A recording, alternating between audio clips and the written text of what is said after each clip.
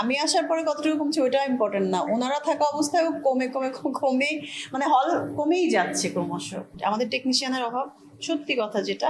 ভালো আছেন যারা আছেন, কিন্তু অনেক টেকনিশিয়ানের অভাব, টেকনিক্যাল সাপোর্টের অভাব, ইনভেস্টার, প্রপার জায়গায় ইনভেস্টারের অভাব। ঠিক আছে, সো এইগুলার অভাবটা দূর করতে হবে। আমার মনে হয় যে ফরিদি আঙ্কেল একটা পুরা, আমি যদি বলি, আমি যেহেতু সিনেমায় কাজ করি, পুরো একটা সিনেমা বলতে পারি, পুরো একটা বই, অথবা যখন আমি নাটক করেছি পুরো একটা নাটক। ওনাকে যেভাবেই আমি এক্সাম্পল দিই না কেন ওইটাই কম হবে।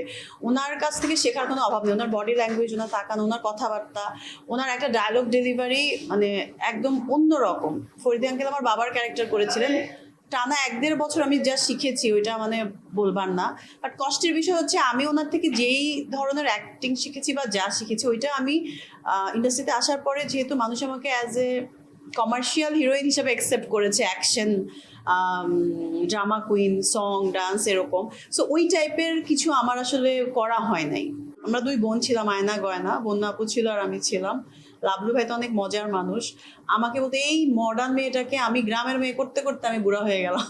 মানে আমার হেয়ার কালো করা, একটু ডাউন করা মেকআপ, একটু যাই পরে আসি বলে মডার্ন লাগতেছে, চেঞ্জ করো চেঞ্জ করো, একটু গ্রামের মেয়ে হও।